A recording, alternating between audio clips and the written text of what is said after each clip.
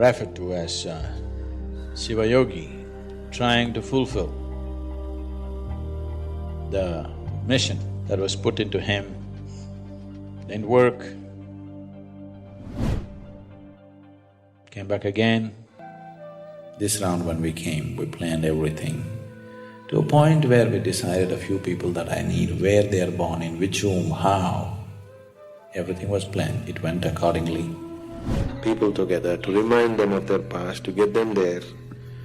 No, this is too fairy tale-ish for you, but this is something that's a living reality for us. So the consecration process itself took 3.5 years, a very intense process. People who witness these things, their lives are never the same again.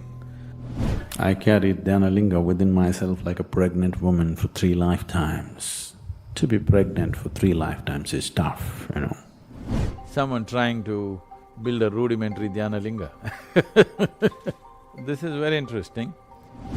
These are classic images of the Guru Shishya Parampara in its own form in those cultures. Suppose you were in Indiana and somebody came floating 6,000 years ago, when you had not imagined anything beyond the land on which you exist, they definitely would look like gods who came from elsewhere. And they brought in mathematics, they brought in engineering, geometry.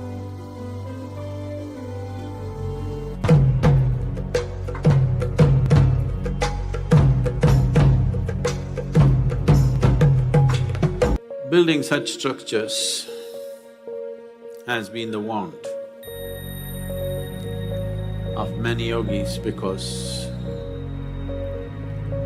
creating tools for enlightenment, not just as teachings, not just as practices that one can do, but living tools that people can walk through, living tools by which people can be impacted towards that process, has always been the great desire of the yogis.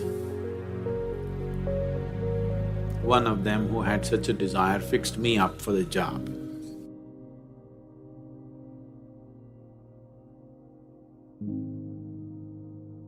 My physical proximity with him was just for a few minutes. It is in these few moments that this fabulous crafty man enslaved me for his project.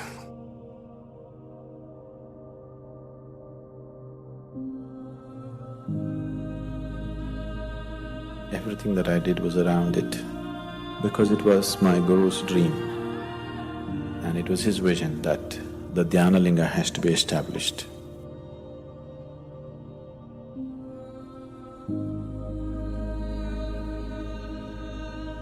This is my Guru's will and grace.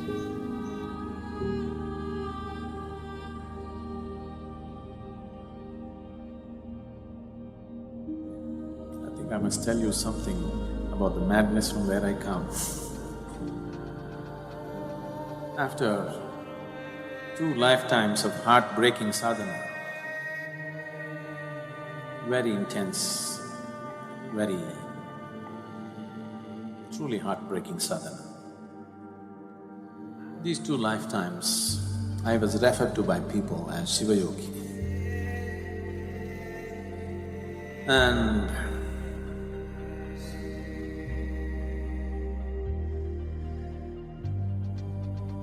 when it was needed, when my Guru appeared,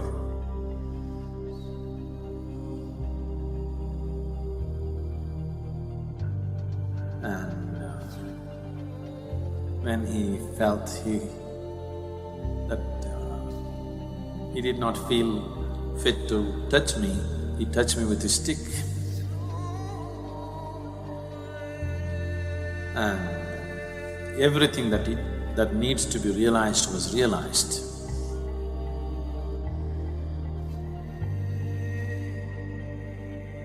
I was at the very peak of anything can be.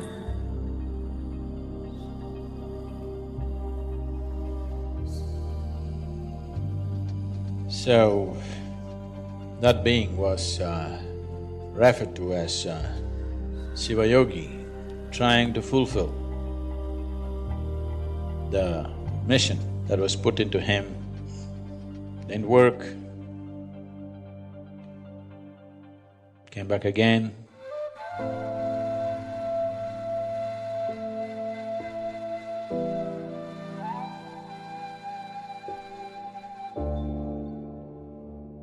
Sadhguru Sri Brahma tried very hard,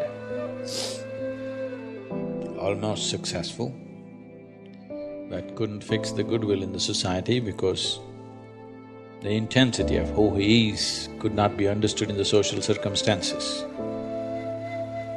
He couldn't fulfill that. He prepared a few people and then went up the mountain. He was checking himself, why has he failed? He's got everything. Why is it didn't happen? He knew it's not that he lacks the competence, it's just that he did not garner the social support that was needed. So he went up the mountain for the last time.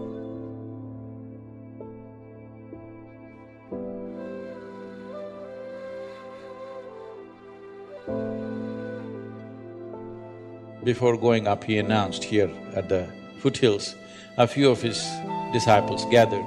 They said, "What now?" He said, "Even Tirpi Varvan, that means this one will be back again." And he went up the mountain for the last time.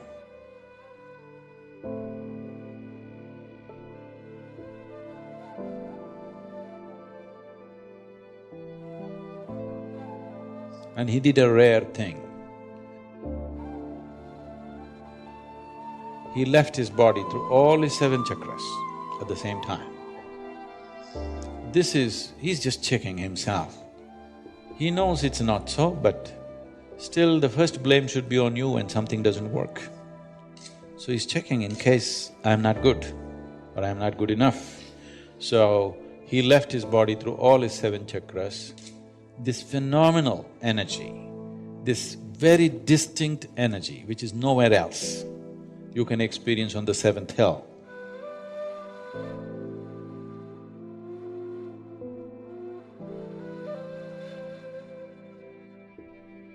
It's very, very different from anything that you would find anywhere. It's distinctly different. So with that done, he knew what is the problem is you didn't handle the circumstance properly.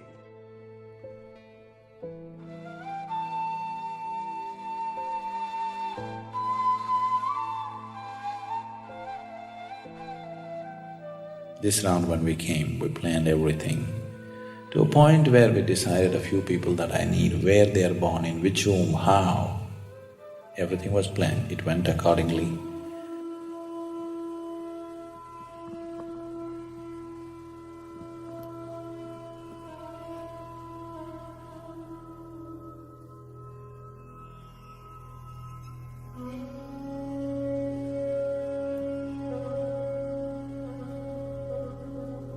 For people needed for the consecration, I place them in the right kind of places so that everything comes together at the right time. In spite of that, took it 18 years of preparation in this life to put it together, to put the people together, to remind them of their past, to get them there. Now this is too fairy tale-ish for you, but this is something that's a living reality for us. So the consecration process itself took 3.5 years, a very intense process. People who witness these things, their lives are never the same again. Things that they had not imagined in their wildest dreams, they witnessed, they still can't believe that it actually happened in their presence. Yesterday someone was telling me,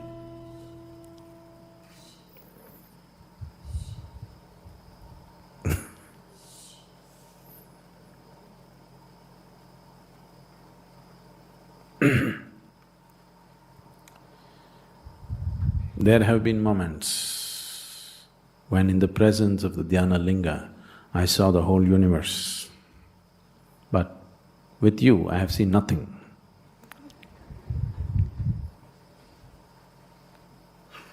That's good. Isn't it good enough that you have seen it with Dhyana Linga? At least somewhere you saw something. Is that not good enough? No, no. There's something here.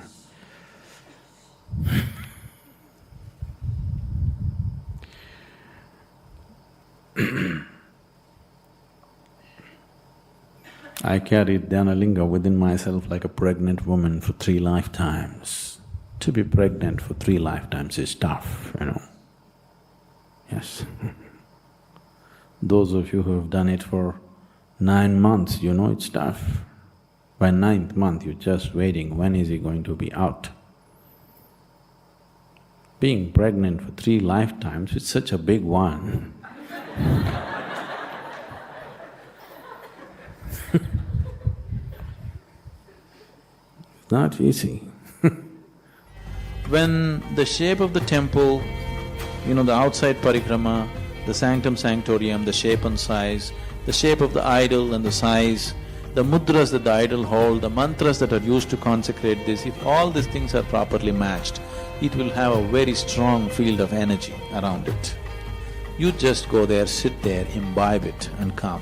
This is not the time for you to do blah blah blah blah, or somebody else is doing it.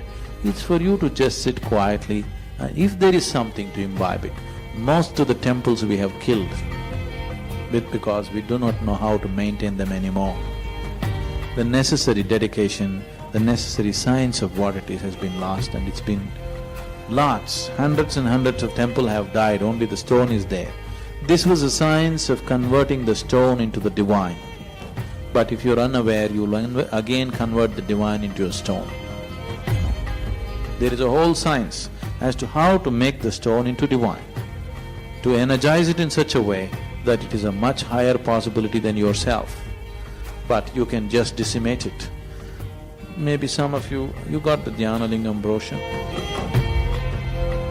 You must… maybe the pictures, if you want to see the book, is there outside. You must come and sit here. This has been energized not through mantras but through prana pratishtha. It has taken an enormous amount of work. In a way, what I'm doing now, this is not my work. Fundamentally I came just to consecrate the lingam. Just out of something else I got involved in this and I'm on doing something, fooling around for a while.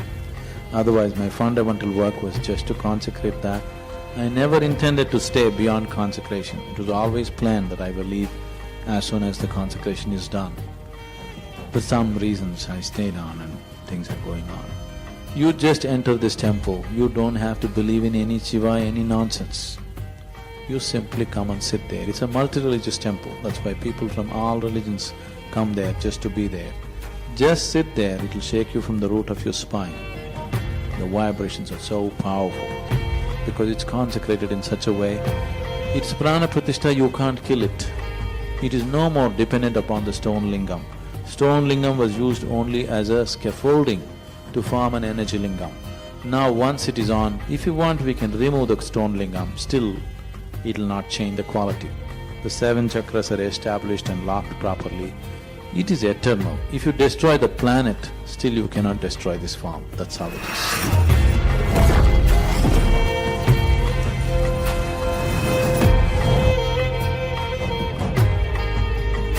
This is a whole science in the yogic law. It's a very deep science as to how to make this happen. People who were there during the process of consecration, those who were witness to it, you won't believe the kind of things that happen there. Now, right now your energy is so identified with the body, there's very little you can do out of it. If your contact with the body becomes minimum, you can do much more. It's like, let's say you took some clay and made 10 pots. Now you didn't burn it yet, it is still fresh. Now you can again crumple it and put it back and make it into 12 pots if you want. Make it into 20 pots if you want, because still the clay is malleable and you can work. So samadhi state means it's going back to that stage where again the clay is loose, where you can take it out and do things out of it. Normally when people are in samadhi states, we protect them. We keep them in very protected atmospheres because smallest disturbance they may leave the body.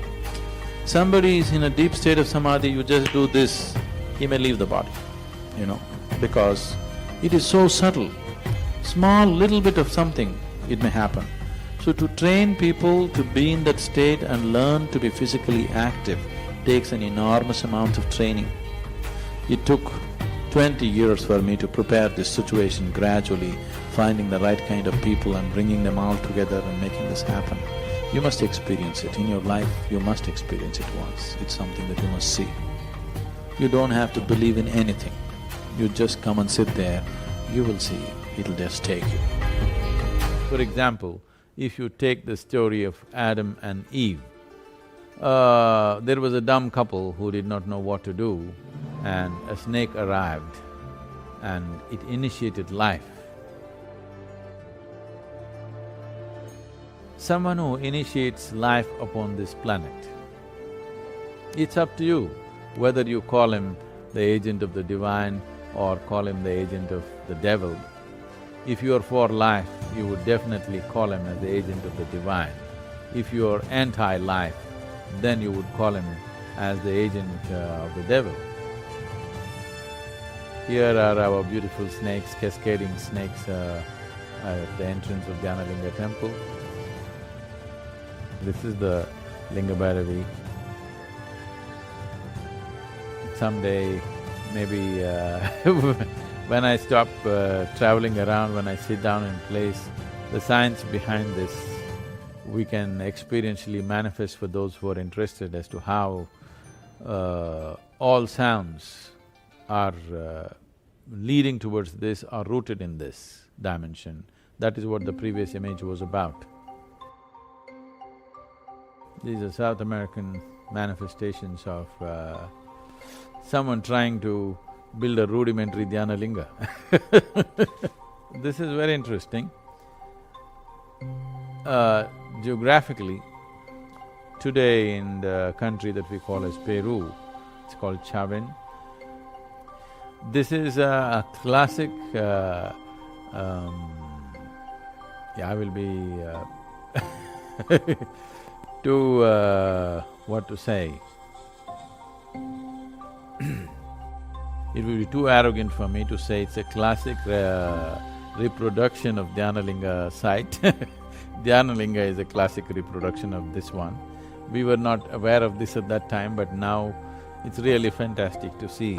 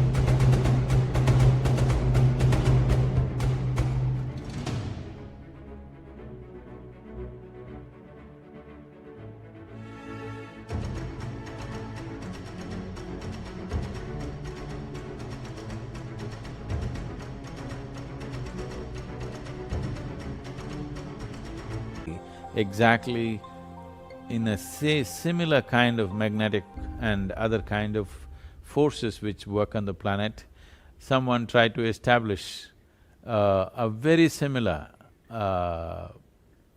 setup of an energy center. This is the plan from the top, but you will see so many things which are very similar. You will see it's very, very similar in construction to the Dhanalinga complex in terms of the plan, the way we did the approaches as to how it should be to make it experientially possible for people who enter the temple. When we built Dhanalinga, we were not aware of these things, but today people have researched into these things and found out. This is seven snakes coming out of a human being's head. These are all yogic representations of the rising of the Kundalini. This is in South America a few thousand years ago.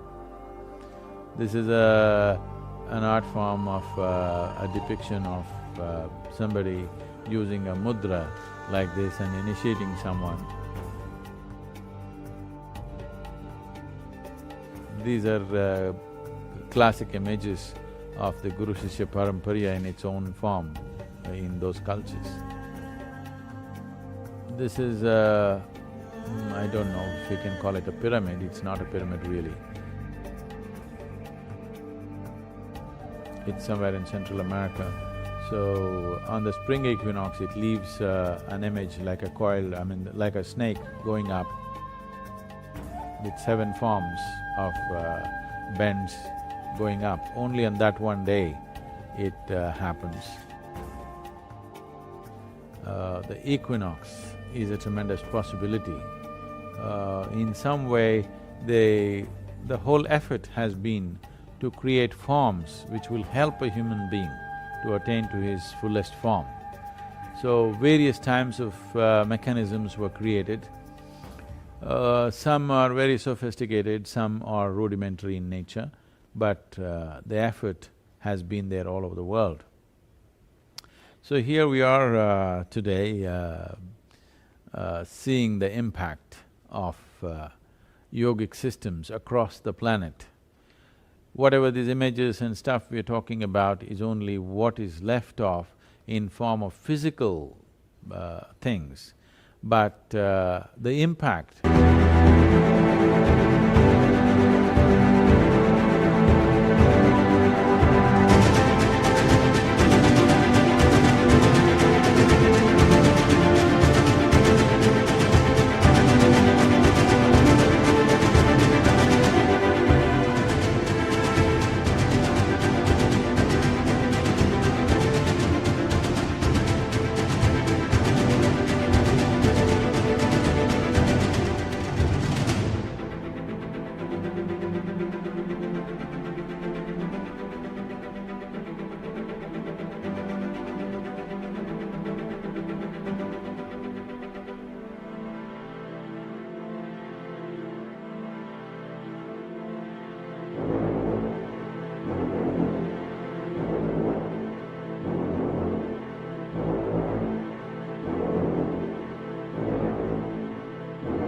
that would have happened.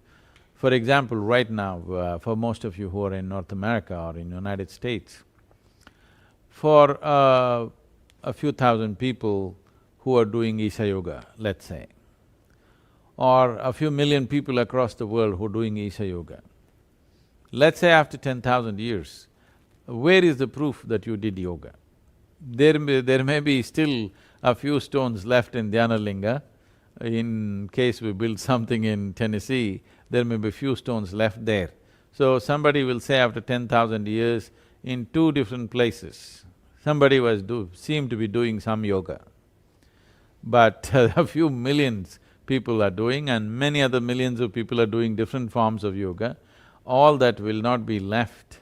So similarly, when you see one image like this, there must have been a whole population or a generation of people or many generations of people doing this, otherwise the continuity of it for the last 20,000 years manifesting like this would not happen unless it was an active culture across the world and which has been systematically wiped out in the last couple of thousand years for whatever reasons.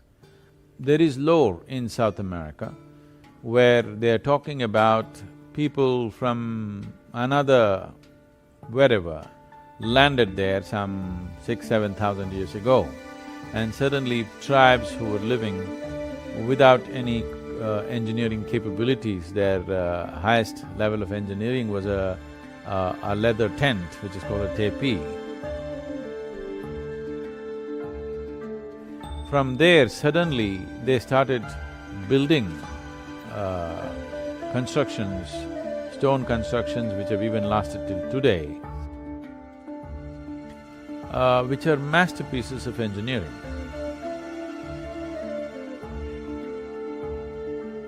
So they say the gods came from elsewhere and taught them this. In the lore, this is how it is. I want you to just imagine, 6,000 years ago, if somebody came floating on an ocean, on whatever they floated upon, and landed in your land. Suppose you were in Indiana and somebody came floating 6,000 years ago, when you had not imagined anything beyond the land on which you exist, they definitely would look like gods who came from elsewhere. And they brought in mathematics, they brought in engineering, geometry, and other dimensions, and suddenly those who were living in tents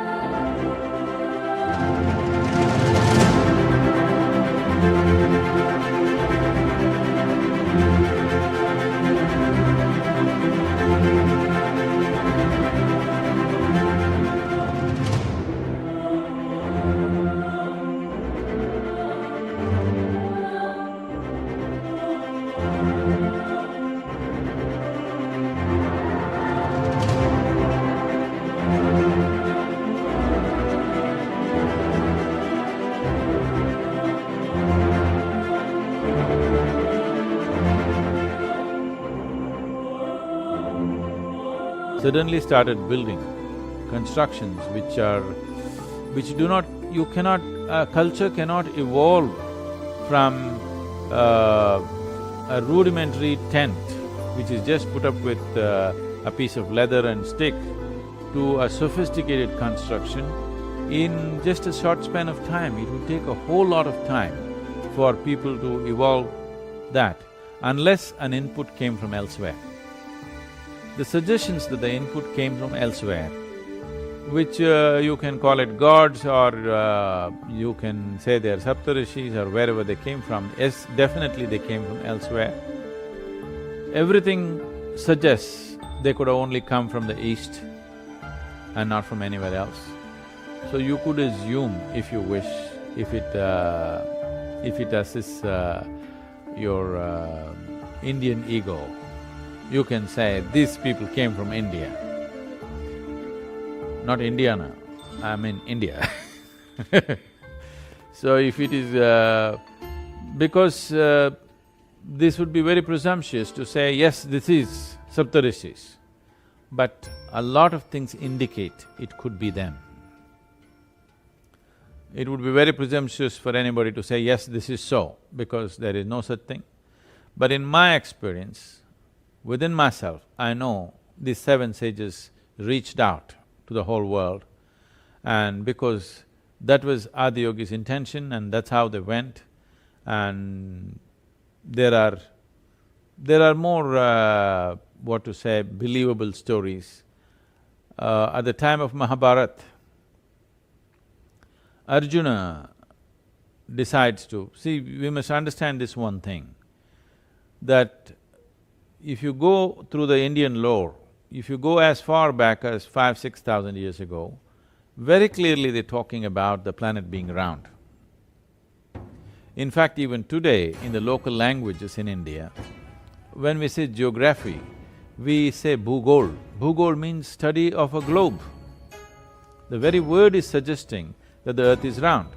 So, this is not like whatever a few hundred years ago Galileo invented that… discovered that earth is round. For thousands of years we've been talking about it.